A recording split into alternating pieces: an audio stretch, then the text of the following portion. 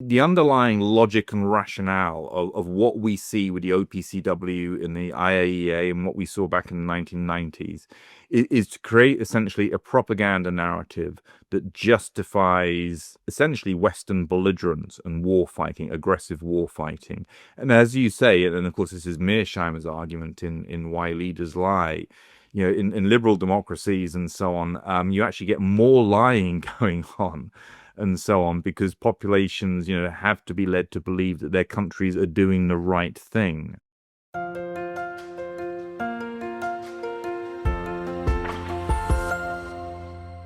Hello, everybody. This is Pascal from Neutrality Studies, and today I'm talking to Dr. Piers Robinson, a political scientist, a former professor at the University of Sheffield, and currently the co-director of the Organization for Propaganda Studies, as well as the research director at the International Center for 9/11 Justice.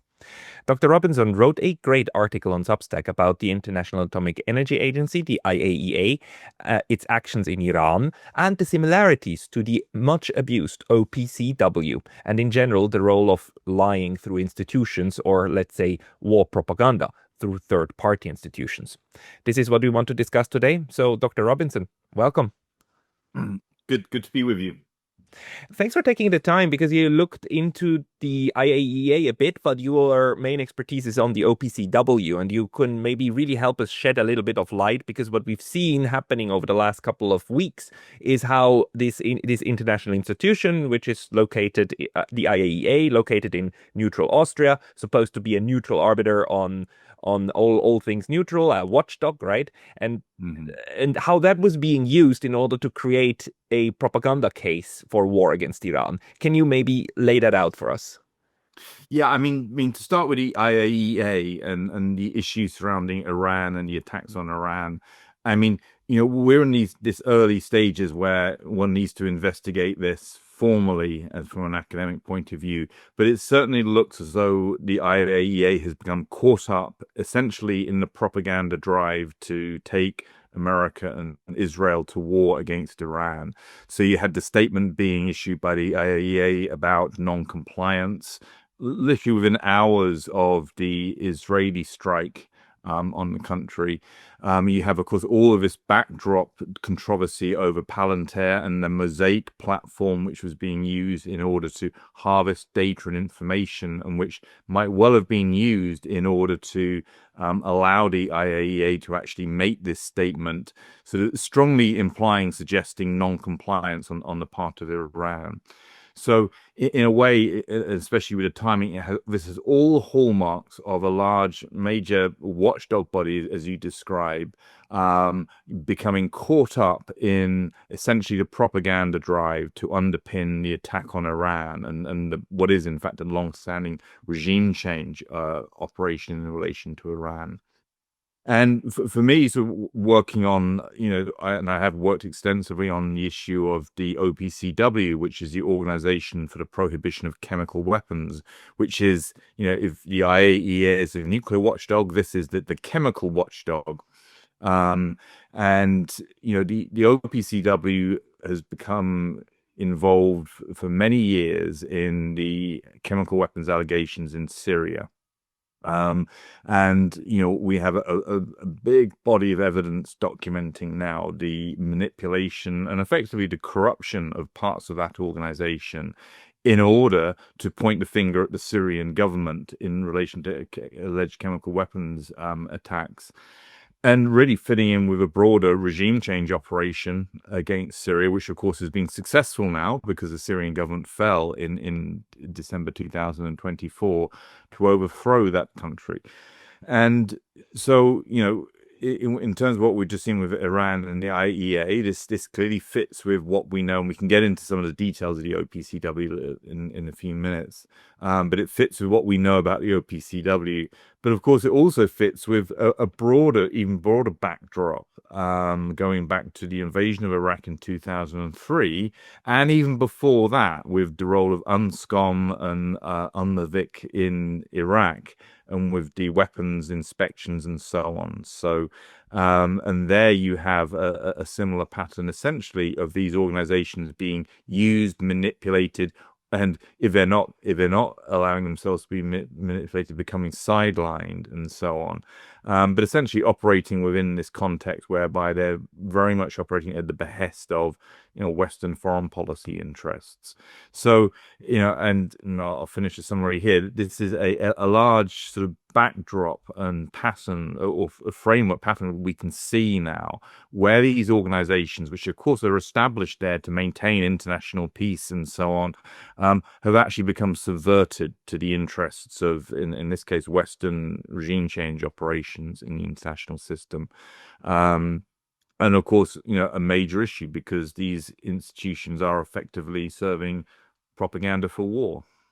They do, and they are supposed to do the opposite, right? They're supposed to be there in order to prevent escalation from happening. And now we see how they systematically over the past decades have been used. But can you maybe trace this down? I mean, going to the OPCW is the obvious thing to do, but you said like there's also precursors to that. Since when do the levers of power use these international organizations in order to get to the regime change operations? Well, I'm sure that I'll be criticized by some of my friends and colleagues for not going far back enough in time as to when this process of manipulation of international organizations starts. I mean, I guess, one way of looking at this is just, apply some basic international relations theory, right? We have the liberal interpretation of the international system, or the institutionalist interpretation, which perceives or argues that to some extent these kind of organizations are reasonably autonomous, or autonomous to a degree, and can perform the role they're supposed to. But of course, the realists have never bought into that at all. And the realists have always maintained this line that international organizations, they are a facade for realpolitik at the end of the day. And this has always been the case. Without getting ourselves sort of bogged down in the long, deep history of the formation of the United Nations and so on, I think in terms of this very obvious use and abuse of prohibited weapons watchdogs, as it were. I mean, I think, going back to Iraq 1991, Operation Desert Storm, over the invasion of Kuwait. And after that, of course, you then had UN resolutions requiring Iraq to disarm, its chemical, biological, nuclear programs, etc. And UNSCOM was the UN organization set up with weapons inspectors, and of course the famous Scott Ritter was part of UNSCOM for various phases. And throughout the 90s, it became increasingly apparent that sort of, on the one hand, so you have the United Nations Authority being stamped on this idea that Iraq must comply, it must disarm, and so on, following Gulf War One. And really, throughout the 1990s, it became increasingly clear, at least to the Iraqis and then to some observers, and I think Scott Ritter makes this argument, that in fact UNSCOM was also, it wasn't just checking for verification, making sure that the biological, chemical, nuclear weapons were being destroyed. It was also gathering intelligence and passing that intelligence to the CIA, or even that some of the people actually in the operation were CIA. And effectively, it was serving up intelligence which was, going to be used as part of a regime change war, identifying targets to hit within Iraq. And that was becoming, more and more apparent during the 1990s. And the second thing was this idea, whatever Iraq did in order to demonstrate compliance, sort of, new problems or sort of errors in reports, etc., would be identified and used to serve up to the UN Security Council to say, look, Iraq is not in compliance. We need to maintain the sanctions. So this, this continual sort of search for weapons of mass destruction, with Iraq always saying, look, we've got rid of them all. We're not producing these things anymore. And then throwing up bits of evidence and so on to show that, well, there's an indication of non-compliance here. That was just being used to maintain the broader sanctions against Iraq. So you can see how this strategy is designed ultimately just to maintain the pressure on Iraq. And that's throughout the 1990s until the inspectors were withdrawn when I think Clinton bombed was it in 1998, and then they were withdrawn before they went in again in the run-up to the Iraq War, where the whole cycle started again with Hans Blix, of course, being in charge of the inspections. And again, the Americans pressing for confirmation of their intelligence that Iraq had WMD. And so I think that's a good starting point in terms of understanding how we get to where we are now in 2025, in terms of some fairly well documented and obvious corruption, manipulation, use of, in this case, the UN weapons inspections in order to serve, in this case, US strategic interests against Iraq. Yeah, and what you just said, this constant pressure to actually then produce evidence for what the United States wanted to have as evidence, and in order to use it publicly, that culminated in Donald Rumsfeld's famous stupid sentence of absence of evidence is not the same as evidence of absence. It's like a logical fallacy in and of itself, but that was the pinnacle on which they pinned this we have proof for WMD claim, which later was of course completely utterly 100% deconstructed, but and there's no question about it anymore, right? But still, I was going to say, ramping as well as the known knowns and so on, he came out. known knowns and unknown knowns, blah blah blah blah. But all of this, this is a constant pyramid then of propaganda, and part of that, a big part, is built on a very thick layer of previous work through these institutions. And I think the OPCW is also a super primary case. Can you maybe explain again what that whole scandal is about? Because the WMDs are well known, the OPCW less so. Yes, I mean for sure. I mean, I think you're absolutely right. I think it is well established, even from an academic point of view, that the WMD, the intelligence was manipulated and so on. There were not any there, etc. And so on. So you start to understand how the game was being played in relation to Blix and so on. But of course, also in a run-up to the invasion of Iraq, and this is a segue into the OPCW, Jose Bastani, who was the first Director General of the OPCW, was forced from office effectively at the behest of John Bolton. And I believe that Jose Bastani even claims that John Bolton intimated to him that we know where your children live in New York. So a threat, clearly, to Jose Bastani. He was forced out of the OPCW principally because he wasn't playing ball with the American intelligence claims about Iraqi chemical weapons and so on. So he was forced out. He successfully won an International Labour Organization investigation or complaint against the US subsequently. So he was unfairly forced from his position as Director General. But that was a sort of a little indicator of what was then going to transpire, which OPCW moved forward to 2011, 2012, where you have the start of the regime change war against the Syrian government. And sort of against the backdrop of the Arab Spring, which is a very questionable set of phenomena, as you well know. But you had then essentially an attempt to overthrow the Syrian government, and you then had a build over a period of time of allegations of chemical weapons use. And this actually started quite early in 2012, and the most prominent early alleged attack was in Homs. And this actually came off the rails because it was initially presented and sold as a nerve agent attack, but it quickly became apparent this wasn't the case at all. And even the US State Department backed away from the claim, saying, no, this seems to be people confusing riot control gas, etc., with sarin and so on.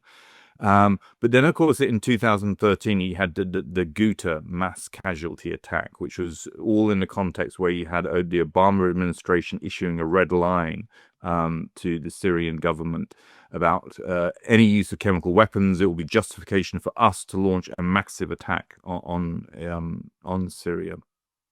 And that was in 2013. And I don't want us to get too much into the controversy around that. Sy Hersh immediately argued that this was an attack carried out by opposition groups. Okay, that the evidence was from his contacts was that the sarin traces were in fact not from Syrian government stocks; they're from opposition groups. Also, there's a kind of circumstantial evidence around Ghouta 2013 is that the Syrian government had actually invited in the United Nations and the OPCW to investigate an attack on their own soldiers. And they'd said in March 2013, literally the day after a sarin attack on their own soldiers, they went straight to the United Nations Secretary General and said, look, our soldiers have been attacked. It looks like a nerve agent. We want you to come in and investigate.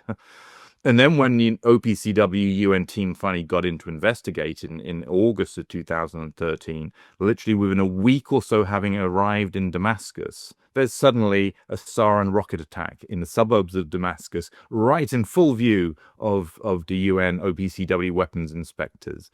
So one is being asked to believe there that Assad, having invited UN OPCW teams in to investigate an attack on his own soldiers, then chose to launch a mass sarin attack in Damascus in front of the UN OPCW weapons inspectors, which is an absurd proposition. But you had that event, and you then had, the pressure there was for America to launch, for Obama to intervene. The Russians ended up brokering a deal with the Syrian government saying, look, maybe the best way out of this at this point in time, even if you're not responsible for carrying out this attack, the best thing to do is just to accede to the Chemical Weapons Convention. And that's what Syria agreed to do. So it handed over all of its stockpiles of sarin, which were principally strategic stockpiles designed to counter the Israeli nuclear threat. And so you had Syria's accession to the CW Chemical Weapons Convention, CWC, and you had the oversight of the dismantling and destruction of all of its missiles and sarin stocks and so on, and ended the program. 2013. Then 2014, you then have suddenly the emergence of allegations that chlorine gas cylinders are being dropped from helicopters on the population, and that the Syrian government, having acceded and sort of given up its sophisticated sarin stocks, had decided now to start dropping gas cylinders of chlorine from helicopters, the kind of gas that you have in swimming pools, for example, or kind of materials that you put into swimming pools. And that's where the OPCW really started to become involved, because they were then tasked with responding to these allegations that the Syrian government had suddenly decided to start using dropping chlorine gas cylinders. And they set up what became known as the fact-finding missions, which was basically a team sent in order to investigate the alleged attacks. And this was going on for many years, from 2014, 15, 16, 17, 18. This was occurring. And this is, and I'm conscious of time, this is where the start of the problem with the OPCW starts, and you can see it quite clearly. The fact-finding missions set up were not operating within the framework of the Chemical Weapons Convention. The fact-finding missions had no oversight from the scientific divisions of the OPCW. So the verification division, for example, had no oversight or involvement in the fact-finding missions. They were all controlled from the Office of the Director General. So essentially, you had bureaucratic stroke political control of the fact-finding missions who were sent in to investigate these alleged attacks. So no proper scientific oversight, management from Office of the Director General, and of course, sort of as time went on, I mean, the Office of the Director General was staffed, for example, for a period of time by Robert Fairweather, who held a significant position in that office. It was then staffed by Sebastien Brahard, and both of those individuals, Sebastien Brahard is a career diplomat from France. Robert Fairweather is a career diplomat from the United Kingdom. So you had people who were essentially associated with countries which were belligerents in the war against Syria. Both France and Britain were involved in, for example, bombing Syria, etc. So that's the sort of the heart of the kind of problem with the fact-finding missions sent in. And it wasn't until 2018 when what kind of a problem this was creating in terms of the distortion of investigations became absolutely transparent. And this was in 2018, there was an alleged chemical attack in Douma, in a suburb of Damascus. And the short story from that is that ultimately two of the scientists involved with the investigation effectively blew the whistle that the investigation had been corrupted in order to point the finger at the Syrian government. And this came out through there were leaked documents in 2019. There was testimony from a OPCW official to a panel in Brussels detailing what had gone on. But perhaps the clearest and earliest example of the corruption of the investigation of the Douma alleged attack was the initial report that was produced and written by Brendan Whelan, one of the most experienced inspectors in the OPCW. The initial report on Douma essentially said, reading between lines, this doesn't quite look right. Okay. The cylinders which are supposed to have dropped from helicopters and smashed through roofs don't have enough damage on them to make it to confirm that that's the case. The civilians who all died, the 43 civilians who died in the building as a result of this attack, don't appear to have died from chlorine gas poisoning. Their symptoms are not consistent with that. And so the first report had all of these kind of sort of issues raised, which essentially painted a picture that actually this might well be a staged attack. If the civilians didn't die from chlorine, etc., if the cylinders weren't dropped from helicopters, for example, then you've got something else going on, not a Syrian government attack. Now, his report, which was agreed by all the team who went to Douma, was secretly altered at the last minute by somebody who we still don't know who that individual is, although we have our suspicions, was altered in order to remove all of those doubts and essentially make the suggestion that the Syrian government had dropped chlorine gas on Douma. And this was the start of essentially the internal bust up within the OPCW when Brendan Whelan, having discovered that the report had been doctored and changed by somebody, basically issued an internal protest. And those documents are now out in the public domain and so on. And so what you had there is, okay, and just to go back to where we started with the FFMs, you have an investigation being carried out. The team write the initial report, not the final report, the initial report, raising lots of very serious questions and so on. Somebody else comes in, takes the report, rewrites it, and then attempts to publish it. Create a fait accompli so that the team, well, the report is out and there's nothing we can do now, and so on.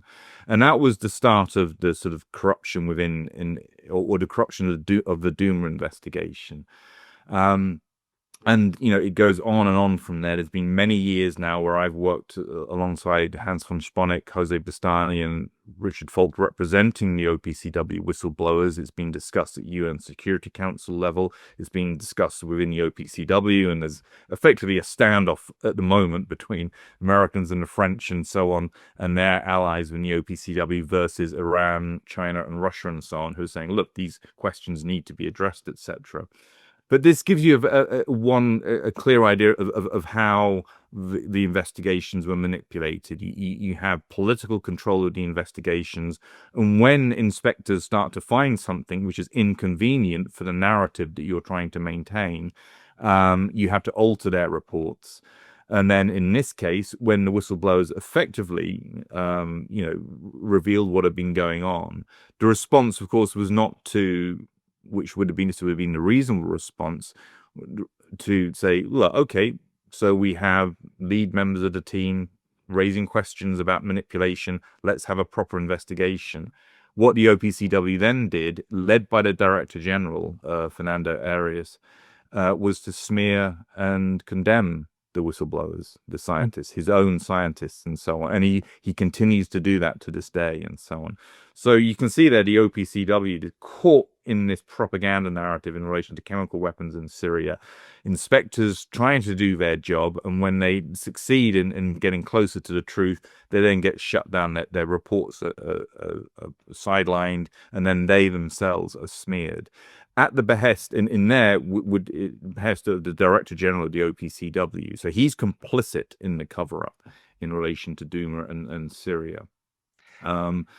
So that's a long, complex story squeezed into sort of 10 minutes or so. Yeah, yeah, and no, you have to give the historical background of this because that's part and parcel of the whole thing, right? The whole game is to have a story that is so complex and so difficult that you actually need a fact-finding mission so that you can then start manipulating the outcome of that, right? And you can engage in writing the history, right? The history the way that you need it to be in order to lead to intervention as being the only reasonable and uh, also like a good thing to do, right? The morally right thing to do is to start bombing a massive bombing campaign of Syria. And you can see how the OPCW and so on was also used by the hawks in the US to argue that Obama said red lines and then he didn't follow up. Darn it, we're so weak. It is so weak, so weak. You're enabling more of these war crimes that then fed into this frenzy. And this is where I think it's really important to just also discuss this nexus between propaganda and the manufacturing of events. I mean, these events are manufactured in order to justify to the general publics, right? Or do you see another reason? I see the propaganda value as the main reason because in liberal societies you constantly need to explain why we need to go and bomb to smithereens other people's homes and the people in them, right? Because we have this urge to see ourselves as the good guys, right? We need to be the good guys, therefore we need to catch the bad guys red-handed. Is that the only reason why this is happening, or are there other issues at play? Well, I think the way you described it is right on the money. The underlying what's the best way of describing this? The underlying logic and rationale of what we see with the OPCW and the IAEA and what we saw back in the 1990s is to create essentially a propaganda narrative that justifies essentially Western belligerence and war fighting, aggressive war fighting. And as you say, and of course this is Mearsheimer's argument in Why Leaders Lie, in liberal democracies and so on, you actually get more lying going on and so on because populations, have to be led to believe that their countries are doing the right thing and so on. So, Western leaders have to sort of are particularly motivated to engage in deception and lying, unlike authoritarian states and so on. So his argument goes. So this becomes a big part for Western democracies maintaining, as you say, this sense of moral legitimacy and superiority. We're the good guys, they're the bad guys. We follow international norms, they don't. And so within that framework, if you can then tell a lie that the baddies are using chemical weapons, nuclear weapons, etc., it becomes a powerful legitimating rhetoric for your own populations, and it allows you to pursue essentially aggressive regime change wars and so on. And I think that's the major reason is to maintain that facade of legitimacy and moral superiority, etc. When as we're fighting these regime change wars, which have been going on for a long time, and which we know about from Wesley Clark, and we know about from lots of other documents that these were planned from the 1990s and so on. So that's a very important component. But it's not just publics. I think it's also about rallying global opinion as well, because you see this playing out in the OPCW, in the Conference of States Parties, for example. You see it playing out in the UN Security Council and the General Assembly when these issues come up. Is that the West is also trying to tell the world that these are the bad states, these are the good states. If you want to be with us, you need to align against China, Russia, Iran. And actually, those countries all come up in the OPCW controversy. Russia has been accused of being involved in Syrian government mendacity surrounding alleged chemical weapons, etc. Iran has always criticized what was done to the OPCW inspectors who blew the whistle, etc. But all these countries have to be identified as the enemy competitor states to the global audience and so on. So when they're trying to pull over sort of the big players in the international system, for example, India or Brazil and so on, I think this is part of the game. The propaganda feeds into that sort of battle and discourse around trying to push, cajole, powerful countries to come on board with our position in relation to any given conflict. I'd hasten to add, we see the same playbook going on in Ukraine, of course, because the OPCW is being used to accuse the Russian Federation of using, well, in this case, yes, violation of the Chemical Weapons Convention, but in terms of using, I think, riot control gas, not sarin or chlorine, but riot control gas is, I think, where the OPCW is going on this. But of course, that is part of the broader battle for the West to win hearts and minds in relation to Ukraine and Russia and so on. Yeah. But again, using the same technique. So I think the audiences are multiple. It's both the global, sort of the diplomats, etc., as well as world public opinion, but also critically the population at home, who they have to either keep sort of hoodwinked or fully in support of the wars which are being fought. Yeah, propagandizing at home, propagandizing abroad. But how big is the factor of, let's say, a more direct military rationale or power political rationale? Because as you pointed out, the OPCW was also used to spy on Syria and to find targets. And we now have indicators that the IAEA did a very similar thing for the US when it comes to the installations in Iran, right? So that you can use it for intelligence, and then you can also I don't know, you can use it then to directly attack the other side, and you can use it in order to convince the other side to let go down their guard, right? And basically even get rid of a couple of weapons that, if push comes to shove, might actually save them, right? So you have several. It's really convenient to have these power these tools of power implementation, isn't it? Yeah, I mean, I think that's a very good point. I mean, in one sense, when I talk about propaganda, propaganda isn't just about sort of winning hearts and minds in the sense of it's purely discursive. It's always about trying to affect the real world. So the propaganda narrative, whether it's on Iraq or Syria or Iran, is about keeping the populations on board so that you can then attack the country, so you can carry out action in the real world. Now, as you just rightly pointed out, sort of also you see this clearly with the IAEA, that you have this direct link with, well, you can use this information that you're gathering.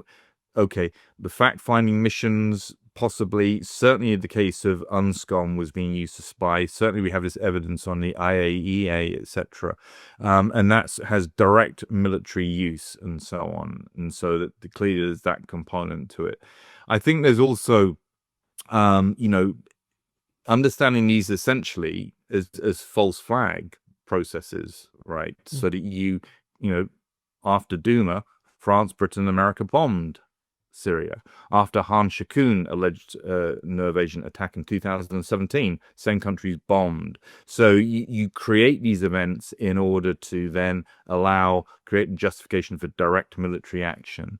And certainly with the IAEA in Iran, that seems to, it seems to have dovetailed in with a very concerted attempt by Iran and partially the US to overthrow the Iranian government. So, that's the kind of military logic. And I think sort of false flag or manufactured war trigger is how these, as it were, fabricated or staged events feed into direct military action and so on. So yeah, and again, I mean, in relation to Syria, without getting into too many of the details, but with the Syria alleged chemical weapons attacks, I mean, these are real things, right? It's not that the whole thing has been fabricated. They have elements of fabrication around them, but you also have real sort of attacks occurring. It's just that the attribution or responsibility for them is not the Syrian government, it's the opposition forces and so on.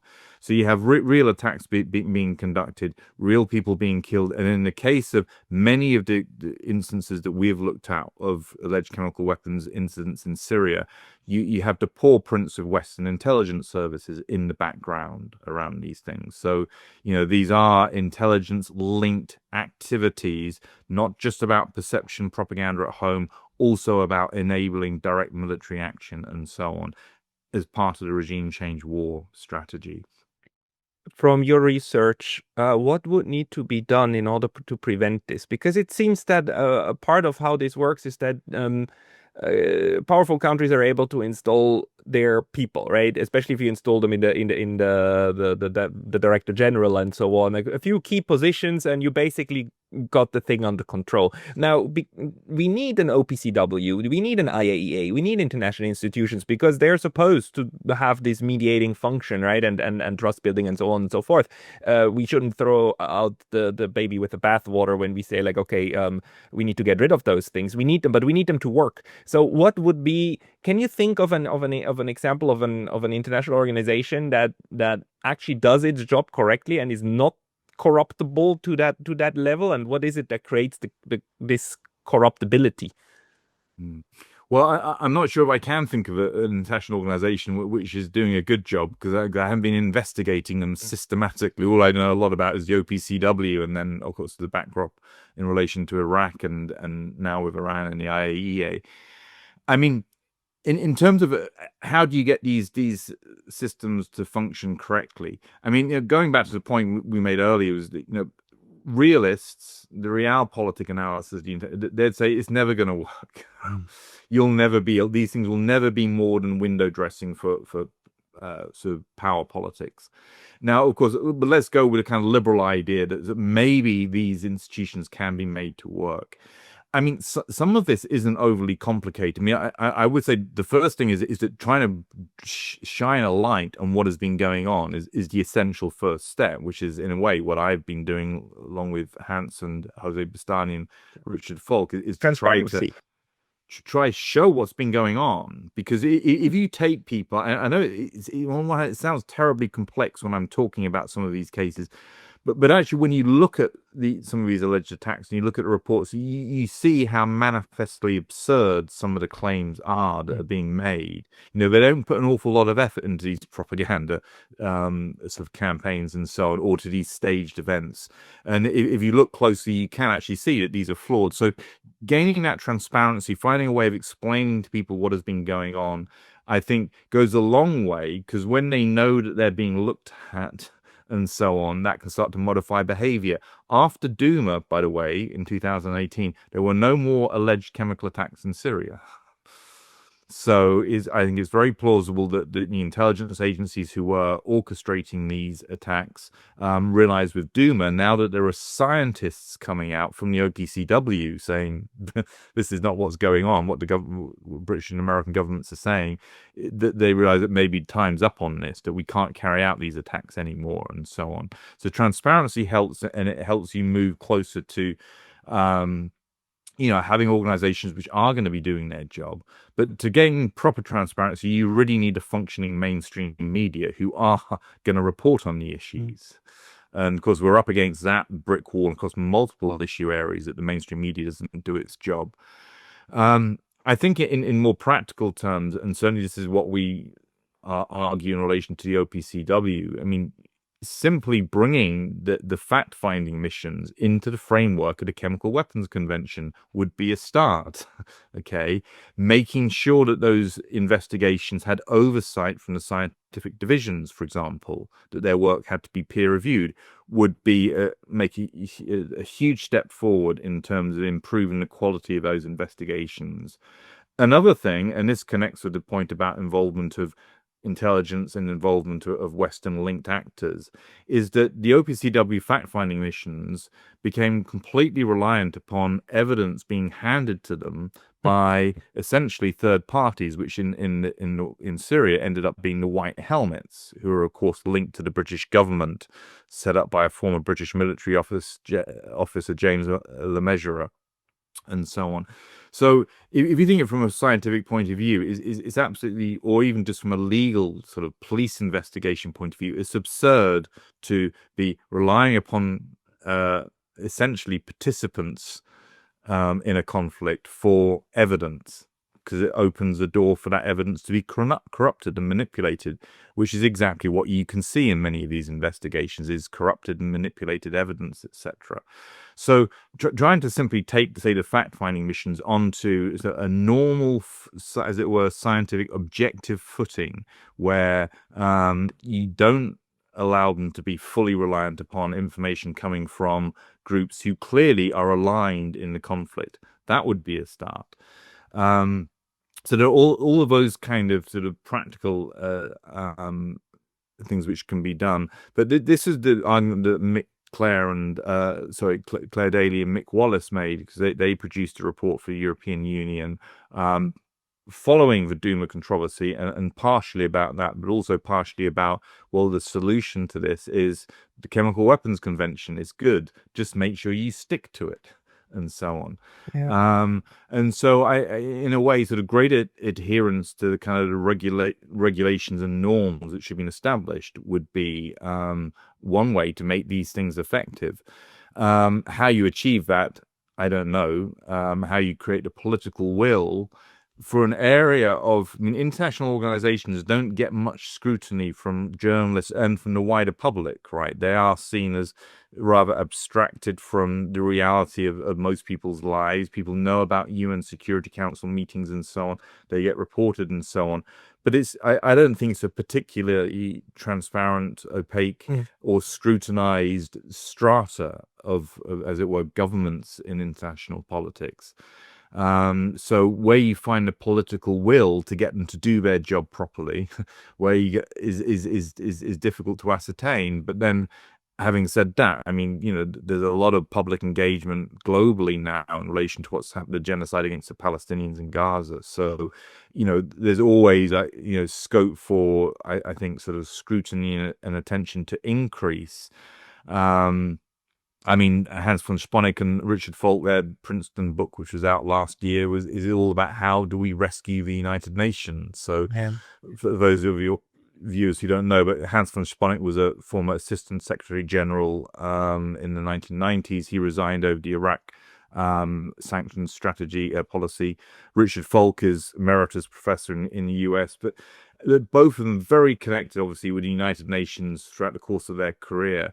And their position in their book is that the UN is very broken, and it's a thoroughgoing review of all the corrections which now need to be made in order to rescue the United Nations and get it back to its founding principles and what it was supposed to do when it was set up, which was maintain international peace and security, was its primary goal, and prevent genocide, of course.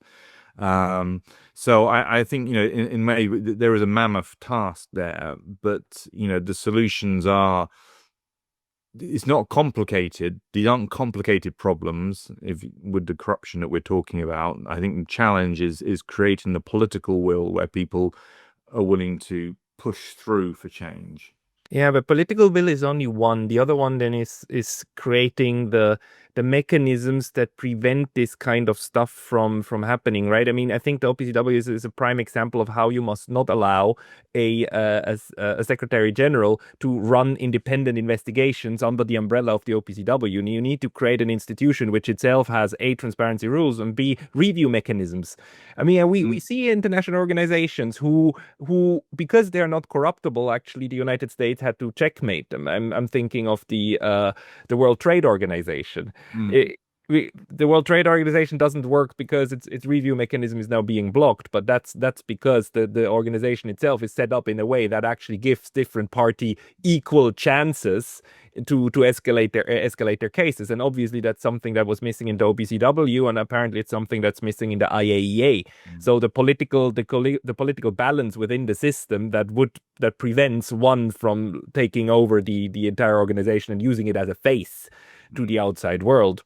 Do you think that the OPCW and the IAEA, the way that they work today, that they are reformable, or do we need to kind of already write them off as, okay, it didn't work, we need to build something else?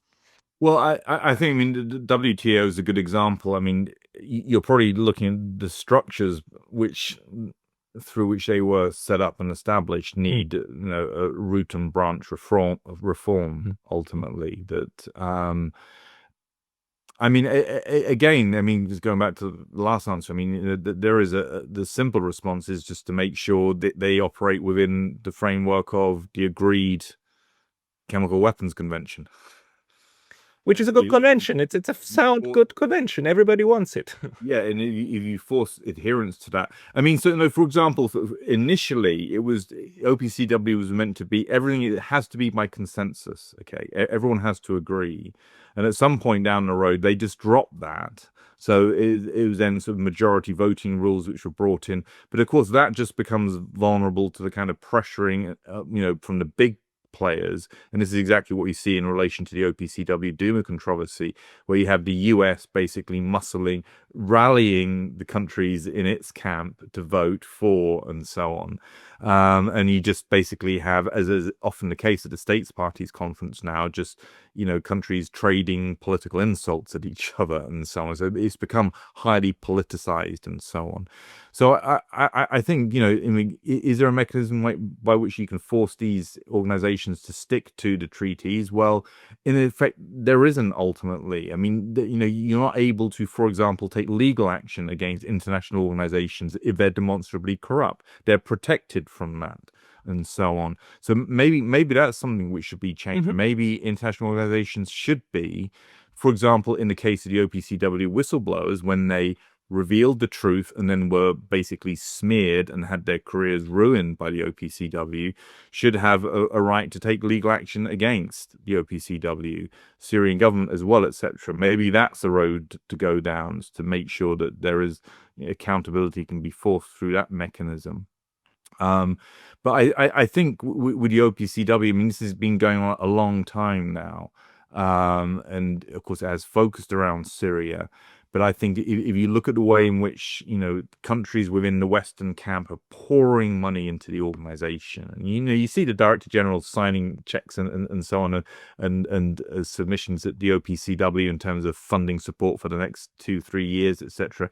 This thing is just becoming, it is so highly politicized and so clearly within the camp of, as it were, Western powers and not the rest of the world, that I don't think it should be just ended, but I think you need to have a scale of sort of investigation and reorganization, which is essentially, which is comprehensive of the organization.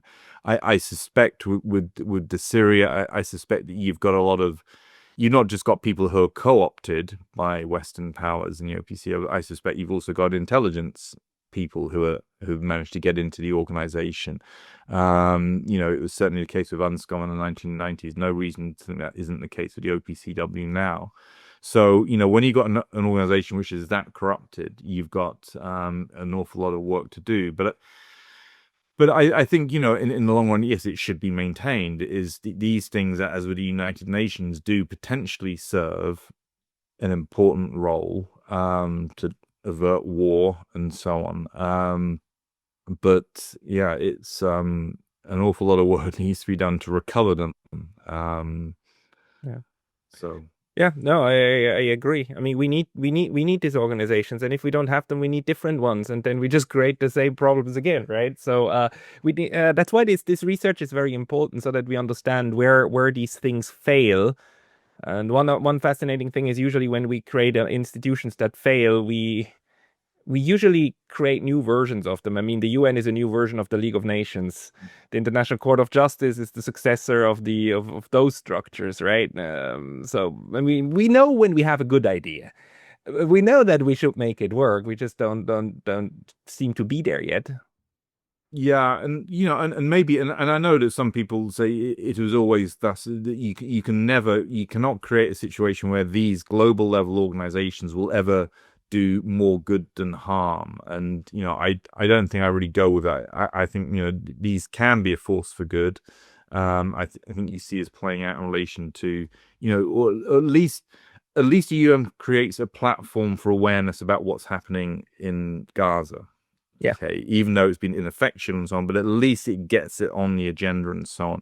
And of course, as part of the kind of idea of the UN is this kind of notion of dialogue and so on, communication. So, so this is a worthwhile challenge to take on. Just because it's failed, right to point out in the League of Nations, it's failed before, and just because the OPCW has failed so badly over the last 10 years doesn't mean that we shouldn't at least hold on to some hope that we can get it right next time. It's a continual struggle, right? That we have to, and maybe we just have to go through phases where the institutions are set up, they work for a period of time, they then become corrupted, and then you have to go through this kind of root and branch reform, etc., and so on. So maybe you're in a continual battle against power to concede some ground to the realists and so on. So you never get there. When you're not going to get to a UN, OPCW, IAEA, which are perfect and are doing their job absolutely properly. It's always going to be a battle and a struggle against nefarious actors who want to use them for their own ends. Yeah, no, absolutely, and of course the power, the point that power always seeks to get more power. Therefore, they try to use every avenue they have. So in a sense, the struggle will never end. Yeah. Can we constrain them enough or not? Piers Robinson, where can people find you and your analysis? I mean, as you said at the start, I'm involved in a number of organizations which all have websites. I mean, I have my own Substack. It's really scattered everywhere. I mean, I think if people go to my Twitter handle, sorry, X handle, I keep saying Twitter, which is Piers Robinson 1, really that's all the links to either organizations I work with or my own personal writing, but also to things like Google Scholar, for example. So sort of my academic output, people can access it through there. So maybe going to my Twitter handle is the best place. I do have a WordPress site, Piers Robinson, which does have a bio and also a summary of publications and appearances and so on, so people can check the work out there. Sorry to not be more precise, but I tend to have get involved in a lot of different things these days.